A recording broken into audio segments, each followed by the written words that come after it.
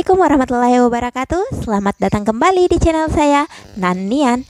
Kali ini saya akan mengupas habis tentang kebiasaan buruk yang biasa kita lakukan di kehidupan sehari-hari. Nah, apa saja itu? Yuk simak video ini.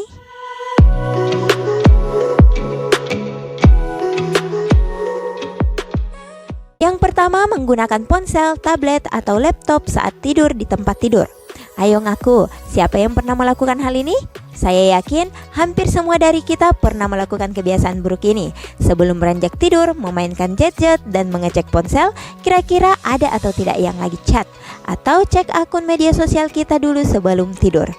Tahukah rekan-rekan semua, ternyata kebiasaan ini sangat berbahaya loh. Ini merupakan masalah besar yang bahkan sering tidak disadari oleh kebanyakan orang. Nyatanya, kebiasaan ini dapat membahayakan kualitas tidur dan tingkat produktivitas kita. Cahaya biru yang terdapat di gadget kita bukan hanya dapat merusak kesehatan mata, namun juga memainkan peran penting dalam suasana hati dan tingkat energi kita. Di pagi hari, sinar matahari mengandung konsentrasi tinggi dari cahaya biru ini. Nah, ketika mata kita terpapar langsung, cahaya biru dapat menghentikan produksi hormon melatonin yang merangsang tidur dan membuat kita merasa menjadi lebih was-was. Dan di sore hari, sinar matahari akan kehilangan cahaya biru yang memungkinkan tubuh kita memproduksi melatonin dan mulai membuat kita mengantuk. Saat menjelang malam, otak kita ingin menjauh dari pantulan cahaya biru dan sangat sensitif terhadapnya. Sedangkan kebanyakan dari kita masih berkutat dengan ponsel, laptop, tablet, dan gadget lainnya. Semakin dekat gelombang cahaya biru pada mata kita, maka pantulan cahaya ini akan semakin merusak produksi melatonin kita. Meskipun kita tetap bisa tidur, namun kualitas tidur yang kita miliki tidak akan sebaik kualitas tidur saat kita menjauhi gadget, minimalnya 1 jam sebelum kita beranjak tidur. Yang kedua, terlalu sering mengecek media sosial. Kebiasaan buruk kedua yang sering kita lakukan adalah terlalu sering menghabiskan waktu untuk mengecek media sosial. Jujur, saya juga sering geram dengan diri saya sendiri karena sering sekali tergoda dengan media sosial dan lupa dengan situasi sekitar saya.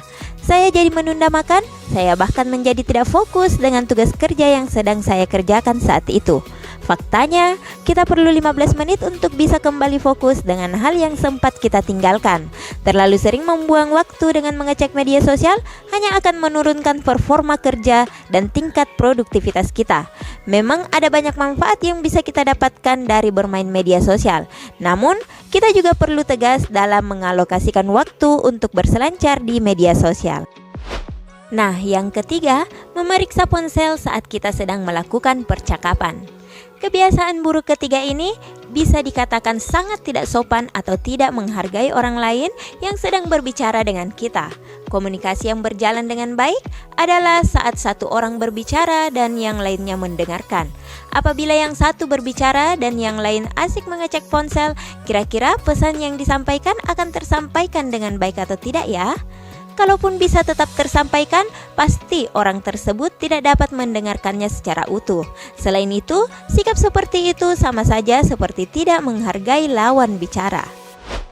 Yang keempat, terlalu sering mengecek notifikasi email. Kebiasaan buruk keempat ini hampir sama dengan poin kedua. Namun, ini adalah kebiasaan negatif yang sering dilakukan oleh para karyawan di kantor. Mereka terlalu sering mengecek kotak masuk email, terlalu khawatir dengan selalu mengeceknya setiap waktu. Bahkan mereka membalas beberapa email yang tidak terlalu penting dengan jangka waktu yang sangat cepat. Fatalnya, mereka menganggap bahwa kebiasaan ini merupakan hal yang sangat produktif, padahal kenyataannya tidak. Tugas kerja kita akan semakin menumpuk dan tidak akan cepat terselesaikan. Jadi, berhentilah mengecek email terlalu sering. Kelima, mengatakan ya ketika harus mengatakan tidak. Berdasarkan hasil penelitian yang dilakukan University of California, San Francisco, menunjukkan bahwa semakin kita tidak bisa berkata tidak atau menolak, maka akan semakin banyak kesulitan yang akan kita dapatkan. Mengatakan tidak memang merupakan salah satu tantangan tersendiri bagi kita. Ada berbagai pikiran yang ada di otak kita saat kita menolak sesuatu dari orang lain, terutama dalam konteks pekerjaan. Kita takut bahwa orang lain akan tidak menyukai kita atau kesal terhadap kita. Namun kenyataannya tidak selalu seperti itu. Kita adalah orang yang memiliki kendali besar dalam setiap hal yang ditawarkan. Jadi mulai sekarang, hindari kebiasaan selalu mengatakan ya di saat kita perlu mengatakan tidak. Yang keenam, memikirkan orang-orang negatif atau toksik. Di dalam hidup, kita pasti akan bertemu dengan orang-orang yang bersikap negatif dan menyebalkan. Mereka ini biasanya disebut sebagai orang-orang toksik. Salah satu kebiasaan buruk yang perlu kita hindari di dalam hidup adalah memikirkan orang-orang negatif ini. Percayalah, memikirkan atau memusingkan mereka hanya membuang-buang waktu saja. Ketika kita terpikirkan mereka, segeralah bersyukur atas kehadiran orang-orang yang sangat berarti di dalam hidup kita. Jadi, kita tidak akan memikirkan orang-orang toksik itu lagi. Ada banyak orang di luar sana yang pantas mendapatkan perhatian kita, dan mereka adalah orang-orang terbaik yang perlu selalu kita jaga. Ketujuh, multitasking selama rapat berlangsung. Kebiasaan buruk yang ketujuh yang perlu kita hilangkan adalah multitasking. Multitasking dapat menurunkan kadar konsentrasi kita akan suatu hal. Ini akan menyebabkan kita melakukan banyak kesalahan. Kesalahan fatal lainnya adalah kita melakukan multitasking selama rapat berlangsung.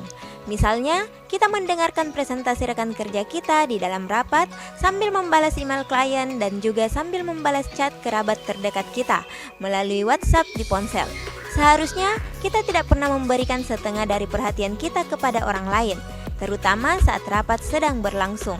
Multitasking yang dilakukan selama rapat hanya akan menyakiti orang lain dan menciptakan kesan bahwa hal lain jauh lebih penting daripada mereka yang sedang berbicara kepada kita.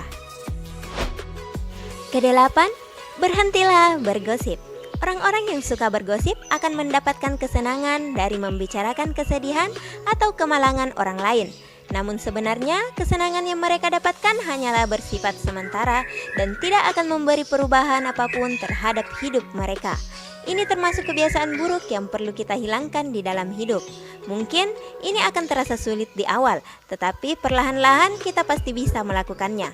Sebagaimana kata Eleanor Roosevelt, orang-orang dengan pikiran yang luar biasa akan mendiskusikan ide, orang-orang biasa akan mendiskusikan peristiwa, dan orang-orang yang berpikiran kecil akan membahas orang lain.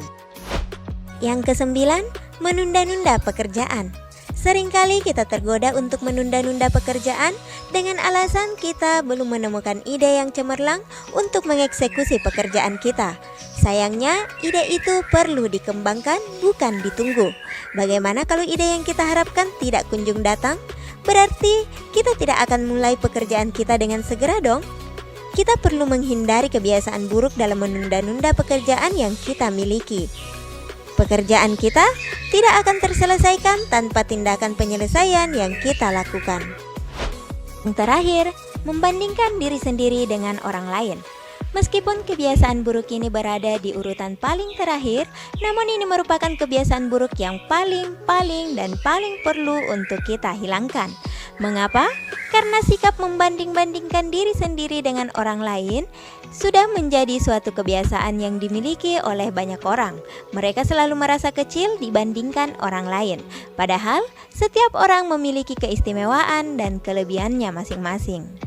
Nah, setelah mendengar kebiasaan-kebiasaan buruk tersebut, semoga kita bisa bersama-sama berusaha menghilangkan kebiasaan-kebiasaan buruk itu di dalam diri kita, sehingga hidup kita bisa menjadi lebih bermakna.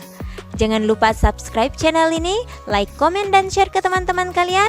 Akhir kata, wassalamualaikum warahmatullahi wabarakatuh.